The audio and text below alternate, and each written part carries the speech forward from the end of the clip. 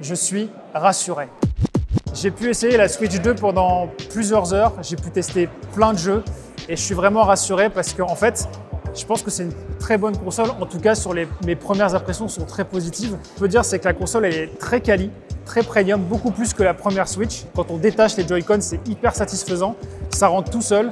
On peut la donner à un enfant. Il n'aura pas de mal à le faire. C'est vraiment super cool. C'est vraiment une bonne feature, une bonne nouveauté. Ça fait que la console elle est plus qualitative. Après, on a un écran LCD, petit carton rouge Nintendo, mais il est HDR et en fait, comme il est un peu plus grand, il est beaucoup plus lumineux. Ça reste quand même agréable quand on joue dessus. J'ai pu essayer Mario Kart, j'ai pu essayer Metroid Prime, j'ai pu essayer le Zelda donc qui a des améliorations sur Switch 2. J'ai pu essayer le nouveau Donkey Kong, j'ai pu essayer Cyberpunk 2077, donc j'ai pu essayer quand même beaucoup de jeux. Et je dois dire que techniquement, visuellement, la console elle a quand même sous le coude. Alors, on ne connaît pas la puissance officielle puisque Nintendo n'a pas communiqué dessus. Mais en tout cas, les jeux tournent très bien. Le Zelda qui était sorti en 2017, qui a ramé comme pas possible sur la première Switch, là, il tourne en, je pense, 60 FPS de manière très fluide.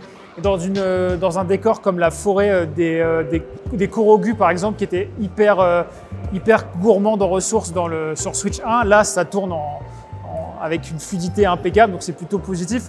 Sur Mario Kart World et Donkey Kong, on peut voir que le moteur physique il est hyper poussé, il y a plein d'effets visuels chatoyants, ça explose de partout, c'est coloré, donc franchement, en termes de puissance, on peut être rassuré. J'ai un petit bémol, c'est sur la prise en main. Je trouve que les Joy-Con, ils sont beaucoup trop fins. En fait, la console, elle est beaucoup plus grande que la première Switch, comme vous pouvez le deviner en la voyant dans mes mains.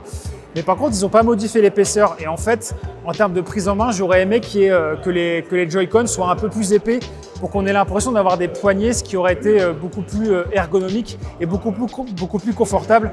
Comme par exemple, on peut le voir sur la Steam Deck de Valve, qui est une console très grosse, mais qui, grâce à ses poignées, rend l'expérience de jeu très confortable. Et j'aurais aimé que sur Switch 2, il y ait ce type de confort. Et après, ce qu'on peut dire aussi, c'est qu'il y aura a priori beaucoup de jeux.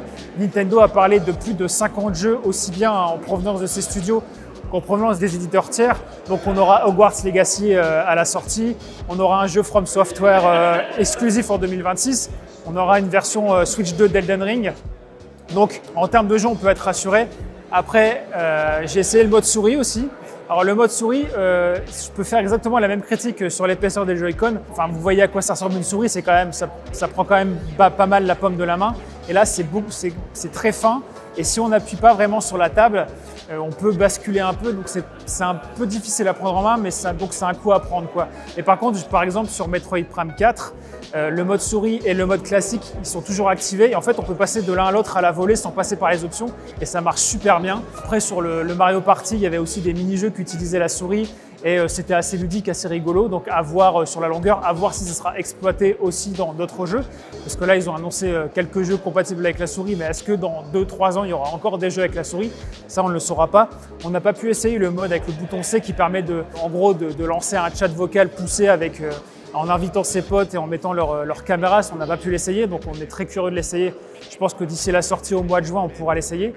Et sinon, bien évidemment, on ne peut pas parler des impressions sans mentionner le prix. Donc la console sera à 510 € avec Mario Kart en bundle, sinon ça sera 470 €. Et surtout, autant la console à 500 € par rapport aux prestations techniques et par rapport aux finitions, ça ne me choque pas trop. Par contre, Mario Kart à 90 € en version physique. Donc on passe de 60 € sur Switch 1 à 90 € sur Switch 2. L'inflation, elle est quand même très importante. Même sur Xbox et sur PS5, on n'a pas des jeux à 90 €. Et donc c'est la voie royale pour des jeux toujours plus chers, quoi. Donc ça, c'est le petit bémol. On a vu le prix des accessoires. La manette Pro, par exemple, elle est à 90 € aussi. La caméra, qui apparemment n'a pas une définition de dingue, elle est à 60 €. Donc je pense qu'il y a quand même une politique inflationniste très marquée sur cette Switch 2. Donc la console, on est convaincu sur ses premières impressions. Sur la politique tarifaire, il y a quand même quelques déceptions à avoir, quoi. Voilà pour mes premières impressions sur la Switch 2. Bien évidemment, on vous donne rendez-vous pour un test complet d'ici la sortie, donc au mois de juin. Et on aura l'occasion de tester en profondeur tous les jeux et vous donner des impressions encore plus précises, bien évidemment. Je vous invite à vous abonner, à mettre des pouces bleus, ça nous aide pour le référencement et ça nous encourage à faire toujours plus de vidéos dans l'univers du gaming. Voilà.